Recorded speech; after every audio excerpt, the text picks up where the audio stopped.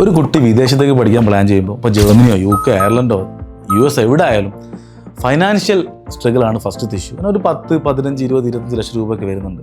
ഈ ഒരു എമൗണ്ട് ഫാമിലിക്കോ അല്ലെങ്കിൽ ആ കുട്ടിക്കോ അഫോർഡ് ചെയ്യാൻ പറ്റുന്ന എമൗണ്ട് അല്ല. അത്രയും വലിയ ഹ്യൂജ് എമൗണ്ട് ഒന്നും ക്യാപിറ്റലായിട്ട് ഒരു പാരൻസിന് ഉണ്ടാകും. എസ്പെഷ്യലി മിഡിൽ ക്ലാസ് ആളുകളാണ് കൂടുതൽ ഇന്ന് വിദേശത്തേക്ക് പോകുന്നത് പഠിക്കാൻ വേണ്ടിയിട്ട്. അപ്പോൾ ഇത്തരം കുട്ടികൾക്ക് എഡ്യൂക്കേഷൻ ലോണിനെ കുറിച്ച് ഡീറ്റെയിലായിട്ട് അറിയാത്തൊരു പ്രശ്നമുണ്ട്. അപ്പോൾ എഡ്യൂക്കേഷൻ ലോൺ എന്ന് പറയുന്നത് വലിയൊരു സപ്പോർട്ട് ആക്ച്വലി ഫൈനാൻഷ്യലി സ്ട്രഗിൾ ചെയ്യുന്ന കുട്ടികൾക്ക് സപ്പോർട്ടായിട്ടുണ്ട്. നിങ്ങൾ സെലക്ട് ചെയ്യുന്ന രാജ്യം, യൂണിവേഴ്സിറ്റി ഒക്കെ ടോപ്പ് റാങ്ക്ഡ് ആണെങ്കിൽ ആ റാങ്കിങ്ങിന്റെ ബേസിൽ നിങ്ങൾക്ക് ഒരു സെക്യൂരിറ്റീസ് പോലും നോക്കാതെ ബാങ്ക് എന്ത് ചെയ്യും, ഫുൾ ലോൺ ഇഷ്യൂ ചെയ്യും. കോഴ്സും യൂണിവേഴ്സിറ്റി എടുക്കുന്നതിൻ്റെ പേരിൽ മാത്രം നിങ്ങൾക്ക് ബാങ്ക് 20, 30, 40 ലക്ഷം രൂപ ലോണായിട്ട് തരുവാണ്. അപ്പോൾ അത് എഡ്യൂക്കേഷൻ ലോണിൻ്റെ ഒരു ബ്യൂട്ടിയാണ്.